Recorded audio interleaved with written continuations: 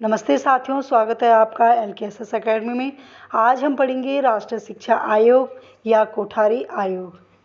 कोठारी आयोग का गठन 14 जुलाई 1964 ईस्वी को हुआ था।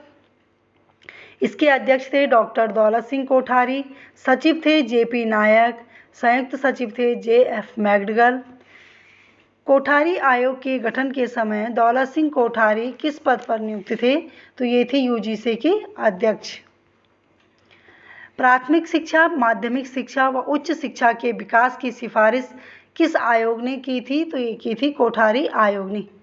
सामाजिक बदलावों को ध्यान में रखते हुए शिक्षा नीति किसने बनाई थी? तो ये बनाई थी राष्ट्रीय शिक्षा आयोग ने। जो शिक्षा नीति बनाई वो राष्ट्रीय शिक्षा आयोग ने ही बनाई थी।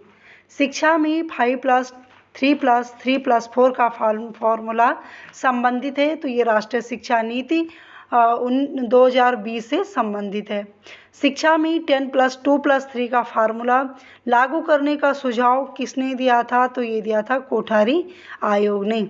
राष्ट्रीय शिक्षा आयोग में कितने सदस्य थे? तो इसमें 17 सदस्य थे, जिसमें कि विदेशी जो विशेषज्ञ थे ये 6 थे। और किस किस देश से थे? तो अमेरिका, ब्रिटेन, रूस, फ्रांस और जापान से ये सदस्य थे। स्वतंत्रता प्राप्ति के पश्चात संपूर्ण शिक्षा पर बनने वाला प्रथम आयोग कोठारी आयोग था। ये बात ध्यान देने योग्य है साथियों कि स्वतंत्रता प्राप्ति के पश्चात जो प्रथम शिक्षा आयोग उच्च शिक्षा पर बना था तो वो राधाकृष्णन आयोग था। माध्यमिक शिक्षा पर मुदालियर आयोग बना था और संपूर्ण शिक्षा पर यानी प्राथमिक, माध्यमिक और उच्च शिक्षा पर बनने वाला पहला आयोग कोठारी आयोग था। शिक्षा में कॉमन स्कूल सिस्टम लागू करने की सिफारिश राष्ट्रीय शिक्षा आयोग या कोठारी आयोग ने ही प्रस्तुत की थी। कोठारी आयोग ने सरकार को अपना प्रतिवेदन कब सौंपा था या रिपोर्ट कब प्रस्तुत की थी? तो ये की थी 29 जून 1966 ईस्वी में। राष्ट्रीय शिक्षा आयोग के प्रतिवेदन यानी रिपोर्ट का शीर्षक क्या था?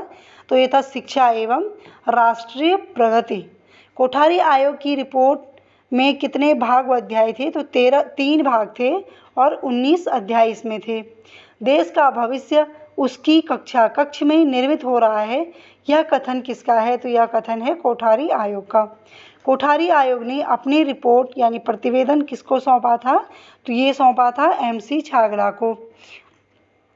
जब कोठारी आयोग ने अपनी रिपोर्ट भारत सरकार को सौंपी उस समय देश के प्रधानमंत्री कौन थे? तो प्रधानमंत्री थी श्रीमती इंदिरा गांधी जी। कोठारी आयोग ने अपनी रिपोर्ट में कितनी संस्तुतियां प्रस्तुत की? तो 23 संस्तुतियां प्रस्तुत की। शिक्षा के प्रति राष्ट्रीय नीति घोषित करने का सुझाव भी कोठारी आयोग ने ही दिया था। कोठारी आयोग ने भारत में शैक्षिक मॉड्यूल बनाने के लिए जोर दिया था और इसमें दिया था आंतरिक परिवर्तन पर, गुणात्मक परिवर्तन पर और शैक्षिक सुविधाओं के विस्तार पर। पंचमुखी शिक्षा कार्यक्रम बनाया जाए, यह सुझाव भी कोठारी आयोग ने ही दिया था। पंचमुखी शिक्षा कार्यक्रम के अंतर्गत उत्पादन में वृद्धि, सामाजिक और राष्ट्रीय एकता का विकास, प्रजातांत्रिक सुदृढ़ता, आधुनिकीकरण की प्रक्रिया का विकास और सामाजिक, नैतिक तथा आध्यात्मिक मूल्यों का विकास पंचमुखी शिक्षा के अंतर्गत आते हैं। पंचमुखी शिक्षा कार्यक्रम के अंतर्गत कोठारी आयोग से संबंधित प्रमुख सुझाव थे। पहला है NCERT को अखिल भारतीय स्तर पर विद्यालयी शिक्षा का भार सौंपा जाए। दूसरा है केंद्र सरकार अपने बजट में शिक्षा के लिए कम से कम 6% का प्रावधान करे। तीसरा है शैक्षिक नियोजन के समय यह निर्धारित किया जाए कि कुल बजट का 2/3 भाग सामान्य शिक्षा पर व्यय हो। चौथा है अपव्यय एवं अवरोधन को रोकने के स्पष्ट प्रावधान किए जाएं।